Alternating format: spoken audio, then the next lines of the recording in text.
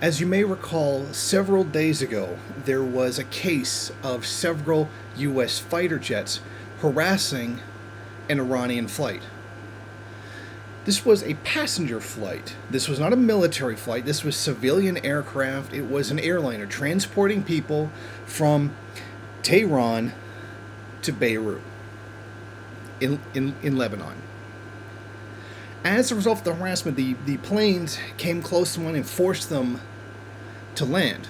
And because of the turbulence, the close calls, the maneuvers that the civilian aircraft had to take, a ton of people on board were actually injured. And this was a straight-up harassment tactic by the United States. They're trying to intimidate any kind of movement between states which are anti-imperialist, and that would certainly describe Iran and Lebanon. Because of the injuries that were caused, both Iran and Lebanon have decided to sue the United States for damages. The Lebanese health minister, Hamad Hassan, says Beirut is going to lodge a complaint on the international institutions and organizations about the jets that had harassed the civilian airliner. And this was all over Syrian airspace. So the U.S. was, as usual, violating Syrian airspace. So it was going between the two, and the U.S. planes came in and did their thing. On Saturday, Hassan denounced the incident as criminal intimidation, and I would tend to agree. I think there's some really important context to this. This is very much the shades of the 1988 incident in which the U.S. shot down an Iranian airliner and killed about 250 innocent people. Like civilians, like completely innocent people, not even like military, so therefore valid target or something. And when you pull a stunt like the U.S. just did, that's the image you're invoking. And that's what they see when they do this. And now normally the average American, you wouldn't expect them to think of that. But the military and the political establishment behind it, they would know.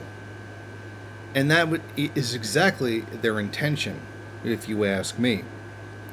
This is the Mihans Air Flight 1152 is going to sue Washington over mental and physical damage, and they certainly should.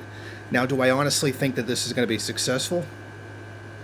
They'll probably win, but it's whether or not the United States is actually going to pay up for the damages that it has caused these people, which they're not going to do. I mean, if the United States has a free hand to just slaughter people mercilessly in countries all across the world and face no repercussions for it, to support Israel's apartheid state and suffer absolutely no repercussions for it, I think it's very unlikely that there's going to be any compensation paid to the victims of the U.S.'s terrorist flight in this situation. But this one, again, is passing by the mainstream media very quietly, that the U.S. deliberately did something to try to provoke a war. Some of them even say they were trying to make the Syrian air defenses target the U.S. planes and then have it try to accidentally shoot down the Iranian airliner. Also a valid theory. But what the U.S. has done here is a straight-up terrorist tactic. And this is a deliberate targeting of civilians for harassment with military equipment, essentially, and needlessly placing the lives of Iranian and Lebanese and other everybody who was on the plane as well. But it's going to go unpublished, punished, and I think we really know that's the case. So think about what would have happened if Iran had done this to the U.S.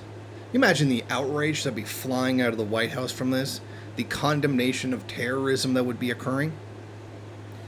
But when the U.S. terrorizes other people, the mainstream media just forgets to report it. Thank you for watching. If you like this program, then please head over to my Patreon page and set up a monthly donation. It's your donations that keep this program running.